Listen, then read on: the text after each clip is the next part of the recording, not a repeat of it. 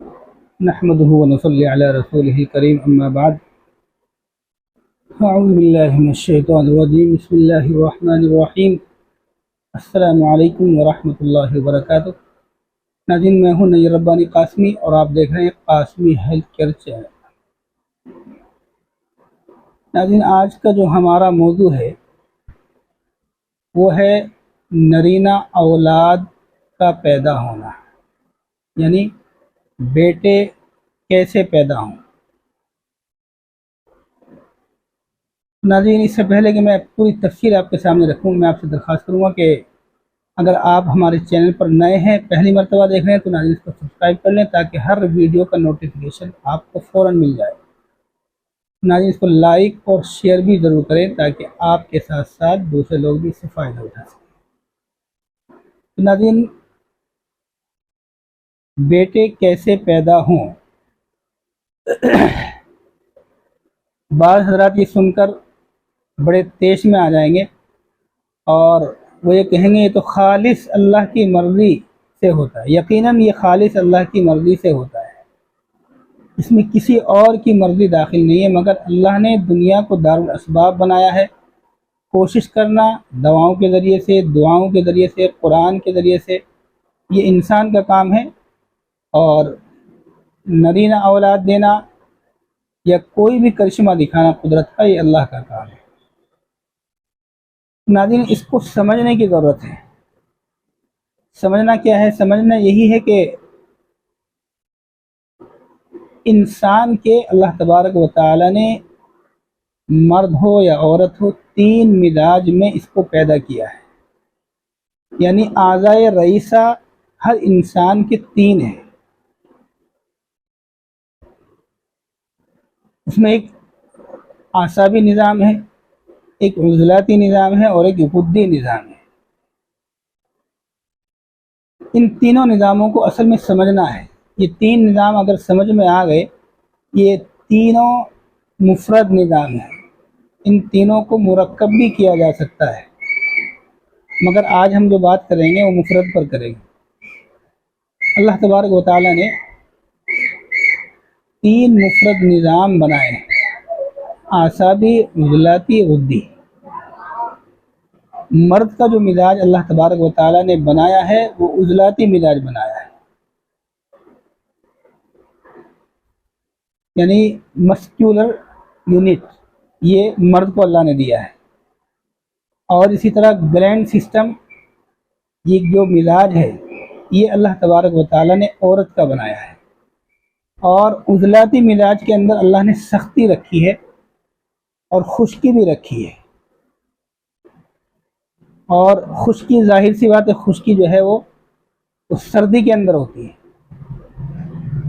آپ نے دیکھا ہوگا جب سردی پڑتی ہے تو خشکی اس کے اندر بہت زیادہ ہوتی ہے، درخت سوکھ جاتے ہیں، باغ کے باغ سوکھ جاتے ہیں، یہاں تک کہ گھاس بھی جل جاتا ہے جب زیادہ سردی پڑتی ہے، تو اس کے اندر اللہ نے خشکی رکھی ہے۔ اور عورت کا جو مزاج ہے گلینڈ سسٹم، اس کے اندر اللہ نے نرمی اور گرمی رکھی ہے، کیونکہ اللہ تبارک و تعالیٰ کو عورت سے بچے کی پیدائش کا کام لینا ہے، اس لیے اکثر و بیشتر عورتوں کا مزاج وہ گلینڈ سسٹم والا ہے، یعنی کہ نرمی اور گرمی والا ہے، جس کو ہم غدی مزاج، گرم مزاج کہتے ہیں۔ اور اسی طرح ایک نظام اللہ نے بنایا ہے، ایک یونٹ اللہ نے بنایا ہے، نیورولوجیکل سسٹم، یعنی کہ اعصابی نظام۔ لیکن مرد اکثر عضلاتی ہوتے ہیں، عورتیں اکثر غدی ہوتی ہے۔ کبھی کبھی مرد بھی اعصابی ہو سکتا ہے اور کبھی کبھی عورت بھی اعصاب میں آ جاتی ہے۔ تو یہ جو نظام اللہ نے بنایا ہے، اس نظام کے تحت ہی اولاد پیدا ہوتی ہے۔ جب حمل ٹھہرنے کے بعد 56واں دن، یعنی تیسرا مہینہ شروع ہوتا ہے، 56ویں دن سے 66ویں دن تک اگر عورت کا مزاج اس کے اندر، ان 10 دنوں کے اندر 56 سے 66 کے بیچ میں عضلاتی ہو جائے تو یقینی طور سے اللہ تبارک و تعالیٰ کی طرف سے نرینہ اولاد یعنی کہ بیٹا پیدا ہوگا۔ اور اگر عورت کا مزاج ان 10 دنوں کے اندر وہی رہے جو عام طور سے عورتوں کا مزاج رہتا ہے، یعنی کہ غدی مزاج رہے، تو پھر لڑکی پیدا ہونے کے چانس زیادہ سے زیادہ۔ تو یہ 2 نظام اللہ نے بنائے ہیں۔ تیسرا نظام ہے اعصابی۔ اس میں کیا ہوتا ہے، اگر اعصابی کا اثر زیادہ آ جائے، بدھی کے ساتھ آ جائے، تو لڑکی پیدا ہوگی، مگر لڑکی کے اندر کچھ گن جو ہیں وہ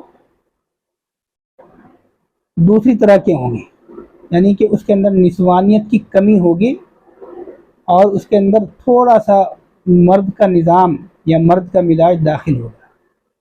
اسی طرح اگر اعصابی عضلاتی کے ساتھ مل جائے تو جو لڑکا پیدا ہوگا اگر عضلاتی مزاج ہے، مگر اعصابی مل گیا تو اس کے اندر یہ خطرہ رہتا ہے کہ نظام اس کا جو مزاج ہوگا وہ مردوں والا ہوگا، مگر بعض چیزیں اس میں عورتیں والی بھی ہو سکتی ہیں۔ اور اگر یہ اعصابی غالب ہو جائے تو پھر خنثی بھی پیدا ہو سکتا ہے، لیکن عام طور سے یہ ہوتا نہیں، اللہ کا نظام ہے، کبھی کبھار ہو جاتا ہے۔ تو یہ ایک نظام ہے۔ ہمیں کرنا کیا ہے، یہ جو 10 دن ہیں 56 سے 66 دن، آج میں آپ کو دوائی نہیں بتلا رہا ہوں، دوائی انشاءاللہ پھر کبھی میں آپ کو بتلاؤں گا کہ آپ کے غدی مزاج کو، آپ کی اہلیہ کے غدی مزاج کو، عورتوں کے غدی مزاج کو عضلاتی مزاج میں چینج کرنا ہے۔ دوائیوں سے بھی وہی ہوتا ہے، وظیفوں سے بھی وہی ہوتا ہے، دعائیں اللہ نے قبول کی ہے، دعاؤں سے بھی وہی ہوتا ہے۔ جب وہ ہو جاتا ہے تو پھر اللہ تبارک و تعالیٰ کی طرف سے فیصلہ ہو جاتا ہے کہ کیا ہونا ہے، کیونکہ یہی 10 دن ہوتے ہیں جس کے اندر اللہ تبارک و تعالیٰ کی طرف سے یہ فیصلہ ہونا ہوتا ہے کہ یہ لڑکا ہوگا یا لڑکی ہوگی۔ تو ان 10 دنوں کے اندر سب سے پہلے ہمیں یہ دیکھنا ہے کہ 56واں دن کہاں سے شروع ہوتا ہے۔ اس میں بہت سارے خلفشار رہتے ہیں، بہت سارے سوالات اور شک و شبہات رہتے ہیں کہ آیا جو پہلے MC آئی تھی اس کے بعد سے شروع ہوگا، اس کے شروع سے شروع ہوگا، کیا ہوگا؟ تو اس کا ایک قانون یا ذہن میں رکھ لیجئے۔ قانون یہ ہے کہ جس وقت آپ کو اگلے مہینے میں MC آنی تھی، آپ کی اہلیہ کو، ہماری ماؤں بہنوں کو MC آنی تھی مگر نہیں آئی اس تاریخ کے اندر، تو سمجھ لو کہ آپ کا 1 مہینہ پورا ہو گیا، یعنی 30 دن پورے ہو گئے۔ اب آپ کو آگے 26 دن مزید انتظار کرنا ہے، اس کے بعد آپ کو جو میں وظیفے بتلا رہا ہوں وہ ان وظیفوں کا ورد کرنا ہے۔ وظیفہ کیا ہے؟ وہ 56 سے 66 دن کے درمیان آپ کو کرنا ہے، اور وہ ہے کہ آپ کو سورہ یوسف کو تلاوت کرنی ہے۔ سورہ یوسف مرد بھی کرے، عورت بھی کرے، عورت کا کرنا ضروری ہے، عورت کے ساتھ اگر مرد بھی شامل ہو جائے تو بہت ہی اچھا ہے۔ سورہ یوسف 1 مرتبہ روزانہ باوضو قبلہ رخ تو کوئی ضروری نہیں، قرآن پڑھ رہے ہیں بہتر ہے، بیٹھ کر پڑھیں گے تسلی کے ساتھ، اور پھر اللہ سے دعائیں مانگیں گے بیٹے کے لیے۔ ایک عمل تو یہ ہے۔ ایک اس سے بھی آسان عمل ہے، اور وہ ہے سورہ کوثر کی آیت نمبر 2۔ اکابرین اور اللہ والوں نے جو سمجھا ہے وہ یہ ہے کہ سورہ کوثر کے اندر اللہ تبارک و تعالیٰ نے تینوں مزاج کو بیان کیا ہے، تینوں اعضائے رئیسہ، دل، دماغ، جگر، ان کو بیان کیا ہے۔ یعنی کہ پہلی آیت انا اعطیناک الکوثر، ہم نے آپ کو کوثر عنایت کیا ہے، اور کوثر کیا ہے؟ ایک پانی ہے، اور پانی جو ایک نظام ہے یہ اعصابی نظام ہے، رطوبت کا ہونا یہ اعصابی نظام ہے، پانی کا ہونا۔ اور آگے فرمایا فَصَلِّ لِرَبِّكَ وَانْحَرْ، لہذا نماز پڑھیے اور اپنے رب کے لیے قربانی دیجیے۔ اس قربانی میں خون بہانا ہوتا ہے، اور خون کا جو مزاج ہے وہ عضلاتی ہے۔ آپ دیکھیں گے اگر آپ کے جسم کے اندر خارش ہوتی ہے تو خارش کے بعد اگر آپ دیکھیں کہ خون آ رہا ہے تو آپ سمجھ جائیں کہ یہ خارش عضلاتی ہے، یعنی کہ ٹھنڈ اور خشکی کی وجہ سے ہے۔ اور اگر آپ کو کھجلی ہے، خارش ہے، اور اس کے کھجانے سے پانی سا نکل رہا ہے تو یہ خارش آپ کی اعصابی ہے، تری والی۔ سری سردی والی۔ اور اسی طرح اگر آپ دیکھیں کہ پیپ آ رہی ہے، کھجانے سے پیپ آتی ہے، یا کوئی پھنسی دانے ہو جاتے ہیں اس میں سے پیپ نکلتی ہے، تو یہ سمجھ جائیں کہ یہ غدی مزاج کی ہے، یعنی کہ سوزاکی زہر آپ کے جسم کے اندر بڑا ہوا ہے۔ اور اگر کھجلاتی ہے تو پھر بواسیری زہر بڑا ہوا ہے، اعصابی ہے تو پھر اعصابی رطوبت بڑی ہوئی ہے، وہ بھی ایک زہر ہے، پانی کا زیادہ ہو جانا۔ ہر چیز کی اللہ نے ایک لمٹ بنائی ہے، اس لمٹ میں رہ کر وہ کام کر رہا ہے، اگر اس لمٹ سے بڑھ جائے تو سمجھو تحریک بڑھ گئی۔ تو یہ 3 نظام اللہ نے بنائے ہیں، مگر اس صورت کے اندر، چھوٹی سی صورت کے اندر، عضلات کو جو اللہ نے بیان کیا ہے وہ فصلی لربک وانحر اس کے اندر بیان کیا ہے۔